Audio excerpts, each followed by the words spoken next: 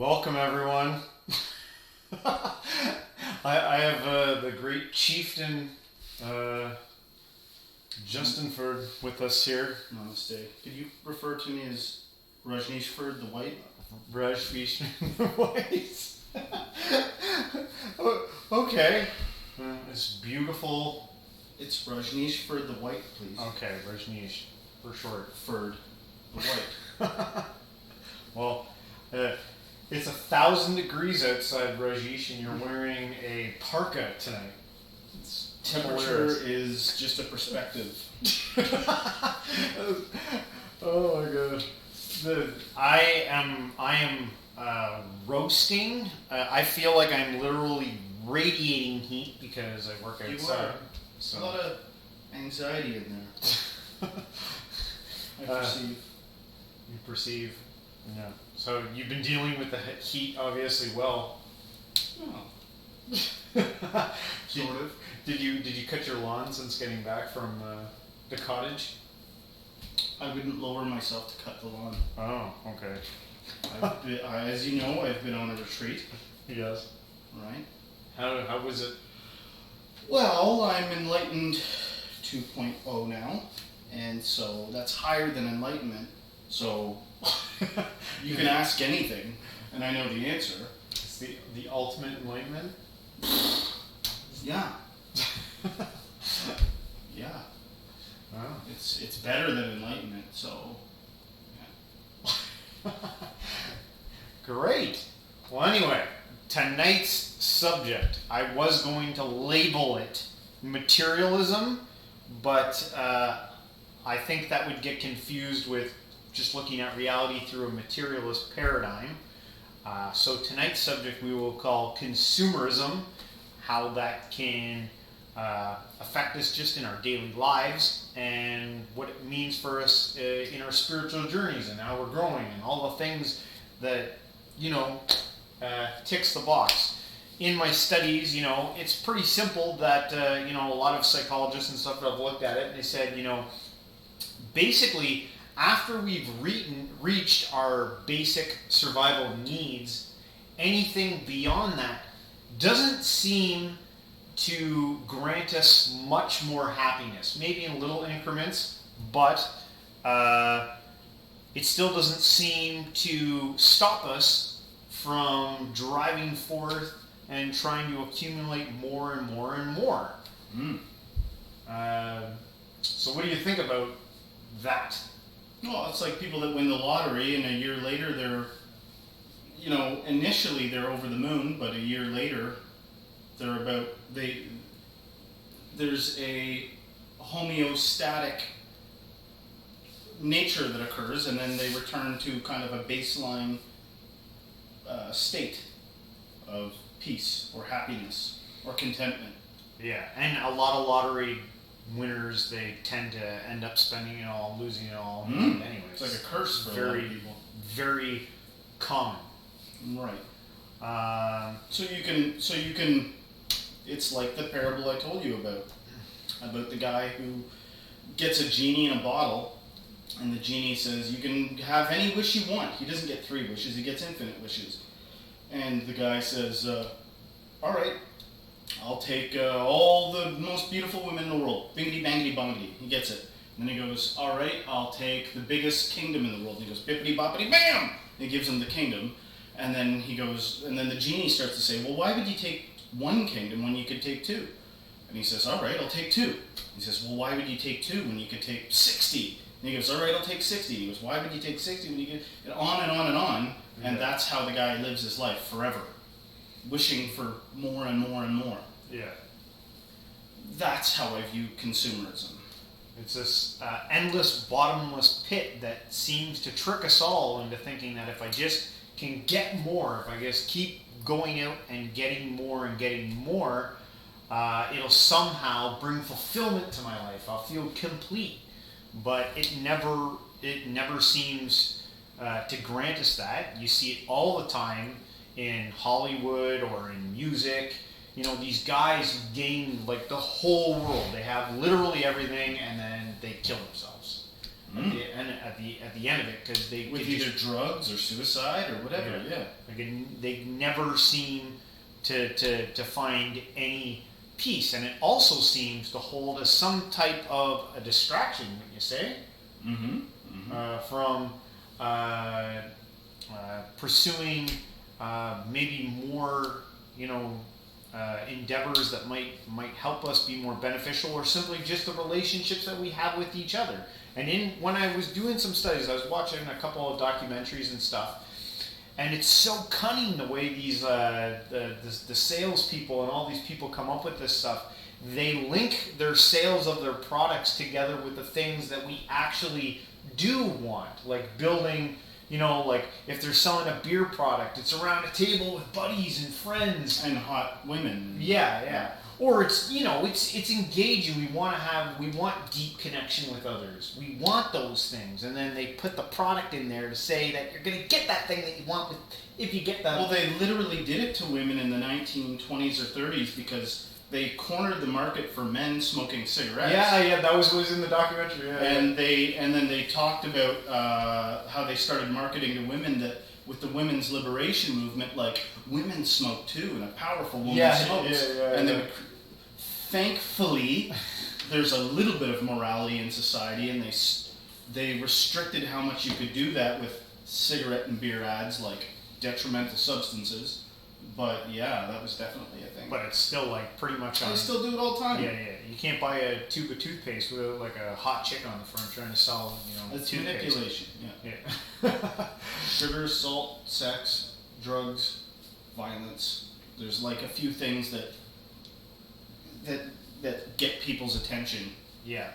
And so what do you think are like the big things today that it seems like everyone these days is driving a Tesla, and the housing market where we live is on fire. There's people always buying houses, and it's always got to be bigger and better than the one before. Guilty. I'm in the middle of trying to get out. I'm just as guilty of it. We get trapped by it. But I also get this sense that more and more people are starting to get sick of this rat race. Yeah, I had a conversation years ago when I with my boss, and I was essentially just like, "Is there nothing more than just the rat race?" And he was like, "No, there's nothing more than the rat race." That's sad. He was like, "You just keep up with the Joneses, and that's that."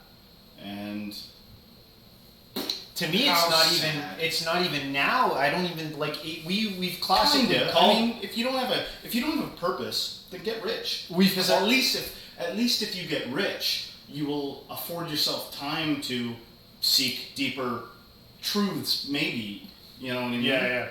Depending on what you if you can acquire for yourself more time. Right. I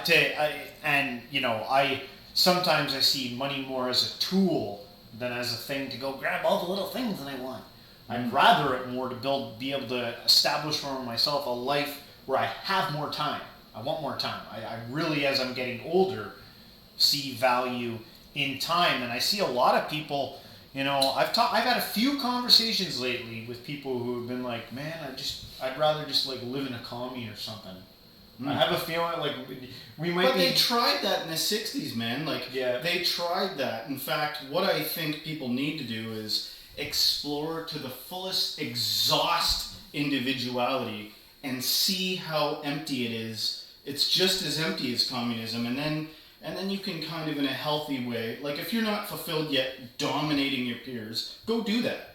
Get that out of the way, and then move on to some naive communistic thinking. That will not fulfill you either, but it'll push you to whatever's next. Yeah. There's something I've looked a little bit at communes and stuff like that, and they have these things. They don't want to call them communes anymore. That's like intentional living. Yeah, intentional living areas, and they're they're not so hippy dippy. They actually do interact with the current systems out there, although they're community based, and you do have to put in some time. Like you're gonna have to put in some hours, and they're trying to figure out, what's the best amount of hours that can contribute to the whole while also gives you enough time to find yourself and grow yourself while not burning you out. Mm-hmm. What I see around, like with the current system, is burnout. I see a lot of burnout. Mm-hmm. Guys just they're just trying to meet all their bills for their giant monster trucks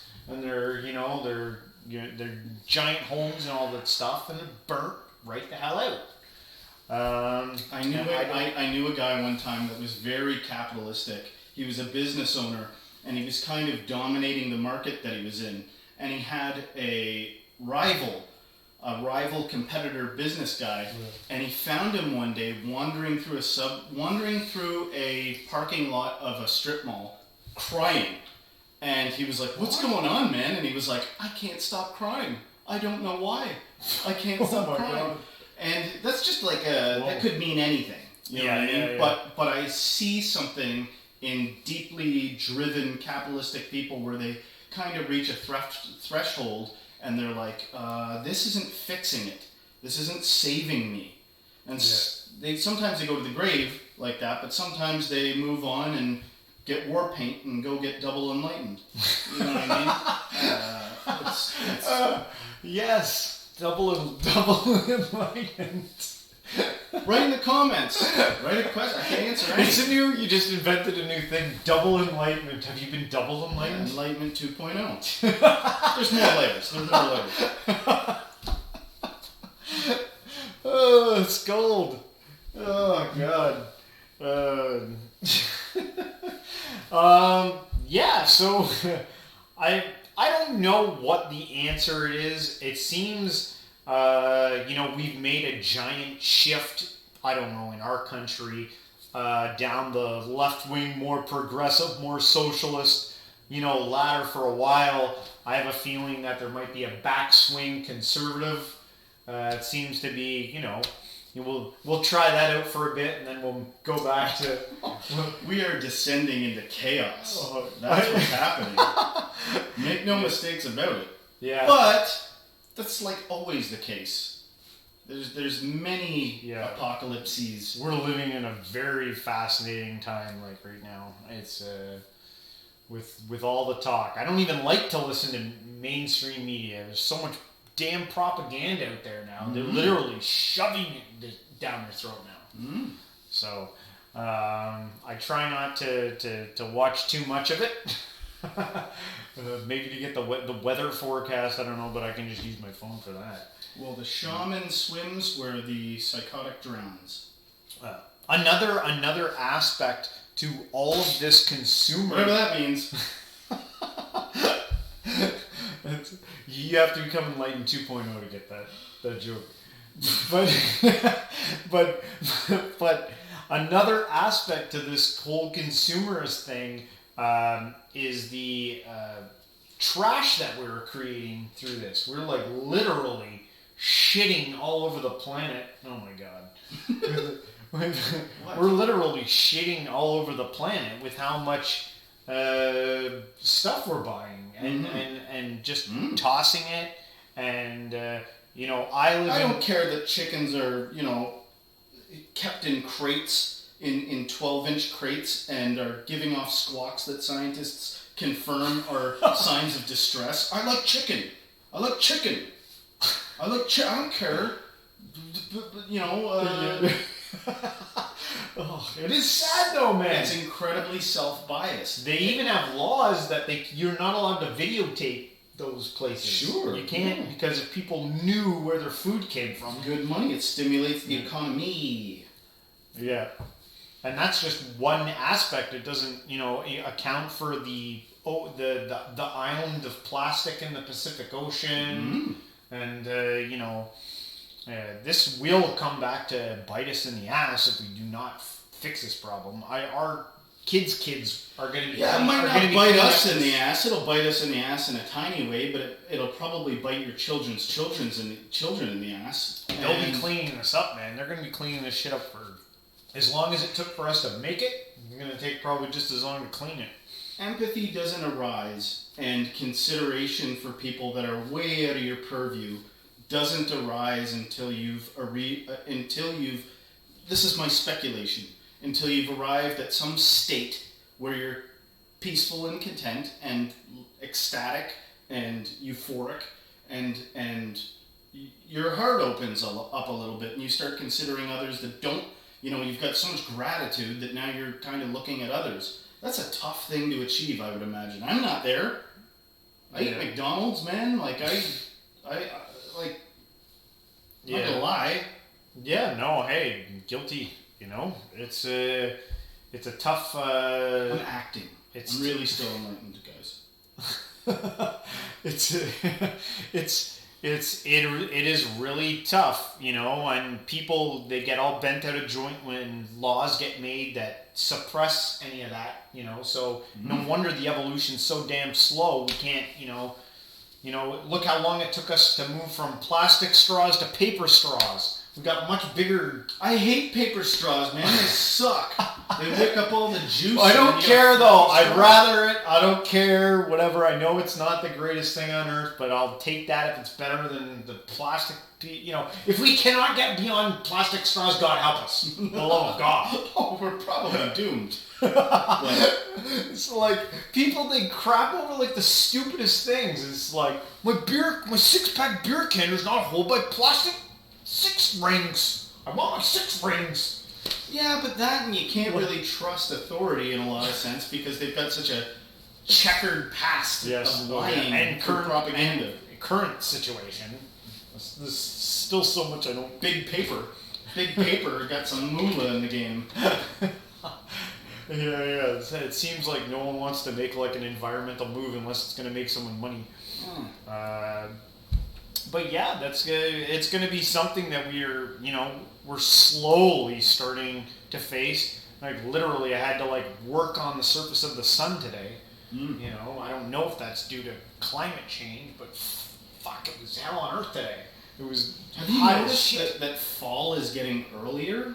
Like the leaves were turning. They're burning off the trees. They're not doing their beautiful little dye into colors. It was like July, and we were like, why are the leaves changing? They're literally frying off the trees now. It's not real. It's not a real thing. It's not real. Oh God. But anyway, I don't know. I don't even know if it is real. I know.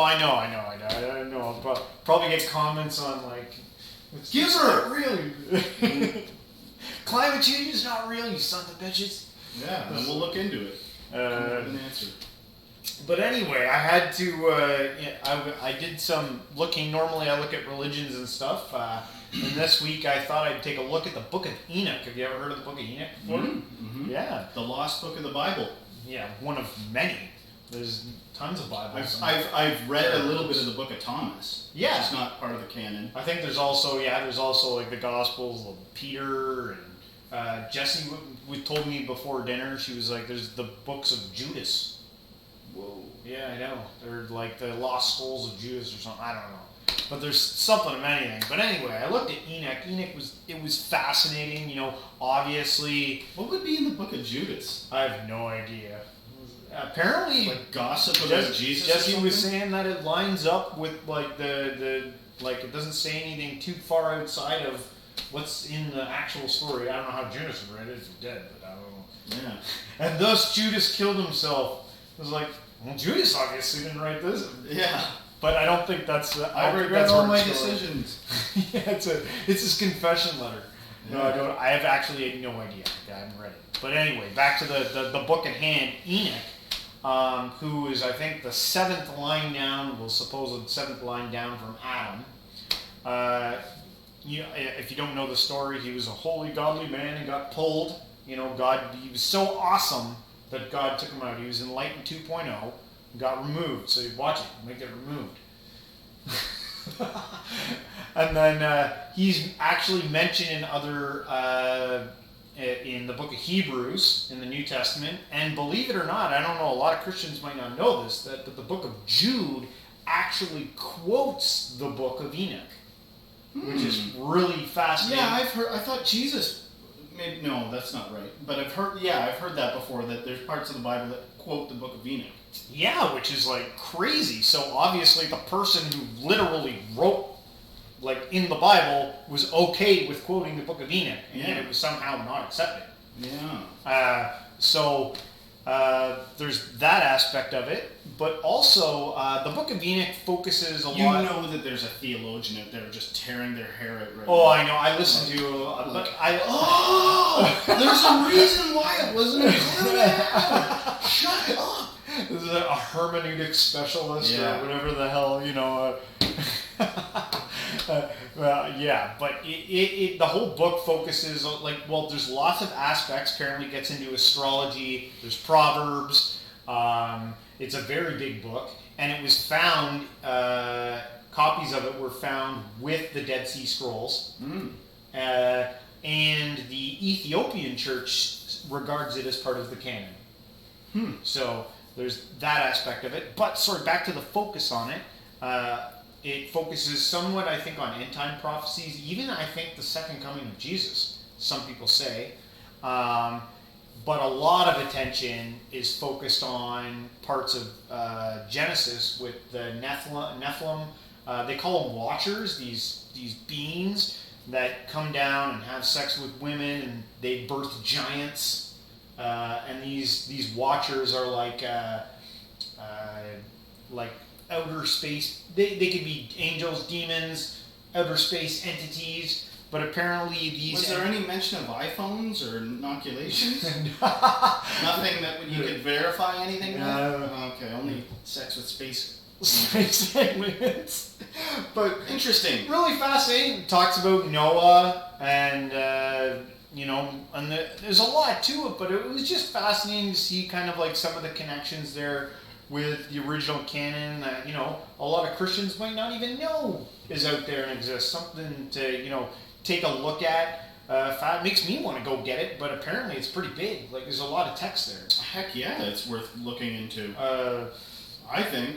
And there's a lot of, like, there was two types of people when I was, like, doing my study on. There was, like, kind of like the religious, scholarly type, and then there were, like, the conspiracy alien type people who were like, they're aliens from outer space that come down, have sex, create mega beings, and that's where the pyramids come from, and it's all working out towards some astrological, all that jazz. Don't be swayed by the fact that reality doesn't reflect that at all.